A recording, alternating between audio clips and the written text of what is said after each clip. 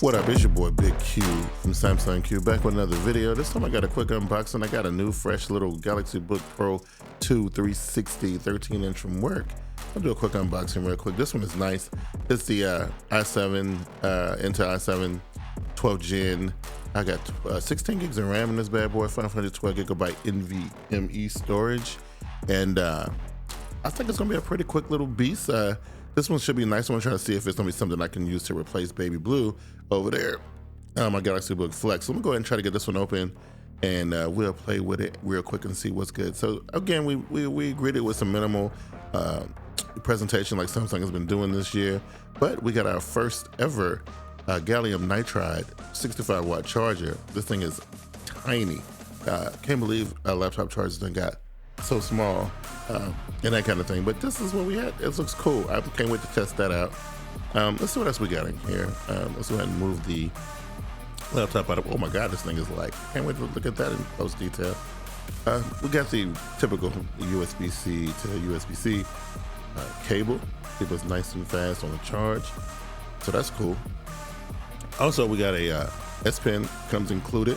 This is not the Bluetooth smart pen, you know, one that can do like the remote control stuff, but you know, it's a Bluetooth. I mean, it's a S Pen nonetheless. Clips onto the back of the lid of the laptop. You know, just in case you need to get your S Pen stuff on. This is pretty dope. So it's cool. So let's get this out the way and take a little closer look at the actual laptop here. So, oh my god, the thing is like super light. It is super thin. Oh man, it seems like it's almost half as thin as my GalaxyBook Flex, but we'll see. Let's go ahead and pull it out of here real quick and see what we working with. Oh man, this thing feels great. It is super light. I mean, it feels like it weighs about half the amount as my GalaxyBook Flex. This one's a smidge under 2 pounds. I think it's 1.7 pounds, somewhere around in there. And I think the GalaxyBook Flex is around 2.6 pounds. But look, we got a headphone jack here. USB-C PD port. That's where we're gonna put our charger at. Micro SD card slot. Look, the tool list, a SIM tool list. You know, way to get in there. Got our fans and speakers on the bottom. On the other side here, created with 2 more USB-C ports. One of them being a Thunderbolt 3 port. Yeah, but look at this.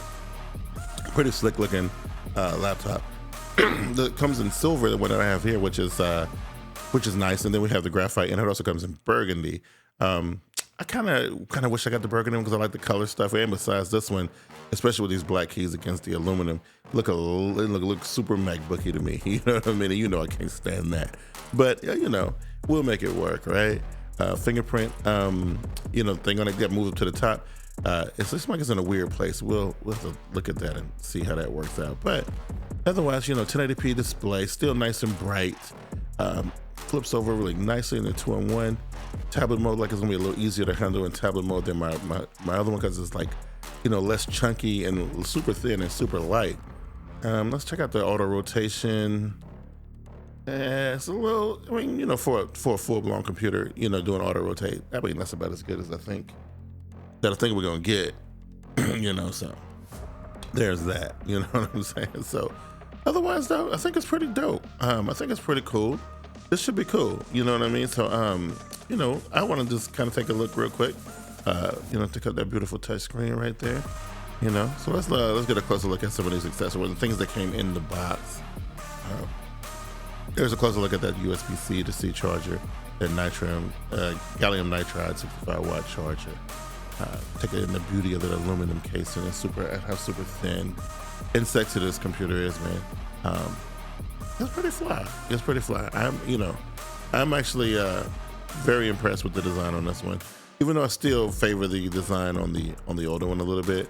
But I'll get you a side by side here in a second to show you. But here's another shot of that gallium nitride 65 watt charger and how small it is in my hand. I just want to get guys to see that.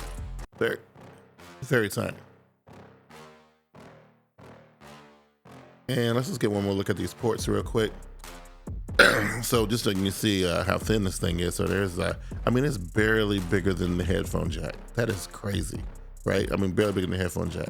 And the fact that you can, you know, put a SD card in and out of there without a SIM tool, It's pretty dope. I never understood why on my GalaxyBook Flex they set it up with a sim tool in the first place. But this right here is dope. This, even with the spring loaded situation, I think that's dope. You know what I mean? So definitely like that. And here it is. Just take a quick look at the side by side with Baby Blue. So we'll see how that go. But what I'm gonna do is I'm gonna try to do the smart switch stuff and see how this works out. Let's take a look at it. All right, now that I got the computer all unboxed and everything, because I mean, so far I think it's been great. It looks great. It's a beautiful computer. But I was a little bit curious though. I was always kind of wondering what the process when you do the smart switch from the computers look like. Now I've done the smart switch from the two phones a million times. As you know, being a SEC at work, you know, I do this kind of like 100 times a week or whatever, and I can do it in my sleep. So I've seen the process, you know, with the phones and the tablets a lot of times. This is my first time actually getting the opportunity to be able to see, and you know, just kind of curious. Curiosity got the best of me. I want to see what this process looks like. It's supposed to be very similar to the smart switch when you do it on the phones and tablets. So we're gonna find out. So on the new machine, I was prompted to do the GalaxyBook smart switch just like I would if I got a new phone.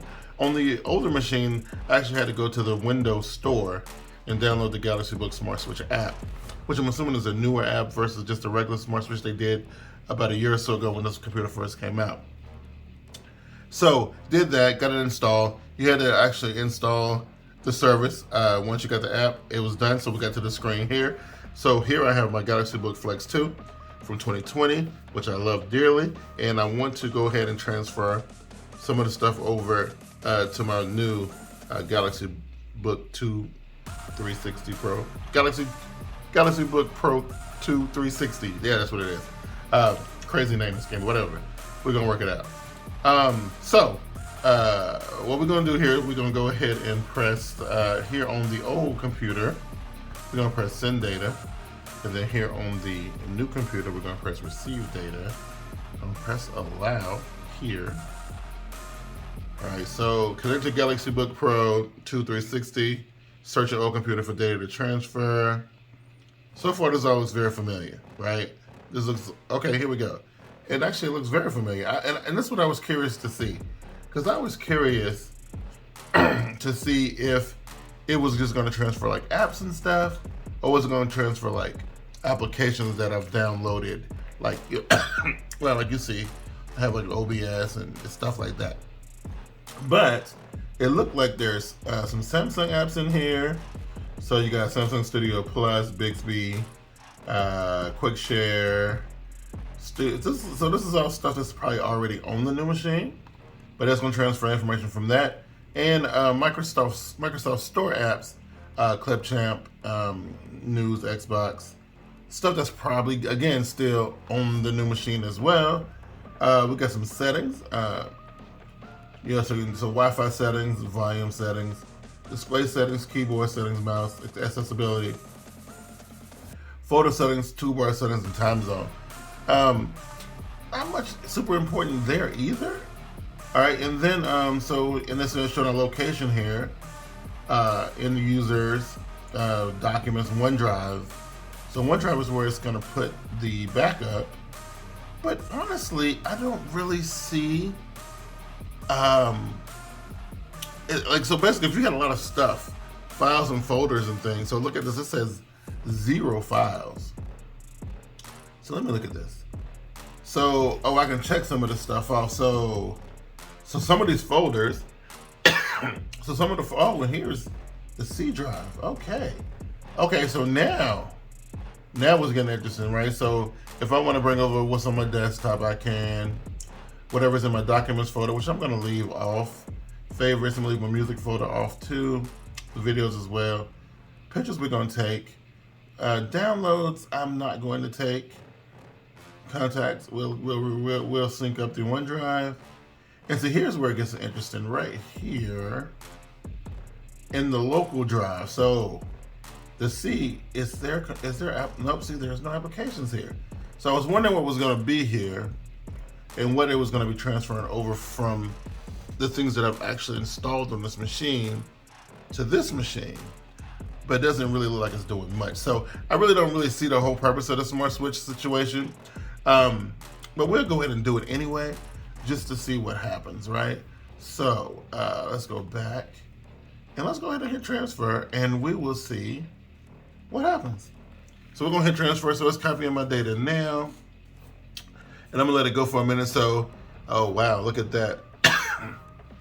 So I can see something happening over here. So it's bringing in the files and photos and stuff that I have on my desktop. I see a couple files that I brought over from my Zoom mixer from when I recorded my podcast.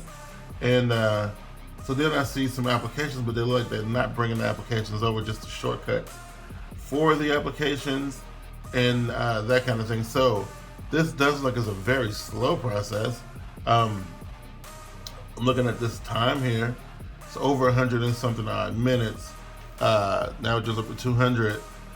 I don't know. I think for what it's worth, I would have to wait till it finishes to actually be sure. Because it's basically copying everything right now. And so I have to give it a few minutes and see. So we'll let it do its thing. This may take forever. It may not take long at all. Who knows? Still at 0%. It's still calculating. I have to switch. This one is plugged in. This one is not. Might have to switch over to battery power to see what's going to happen. Either way, this is what it looks like. And again, I still don't know for sure whether or not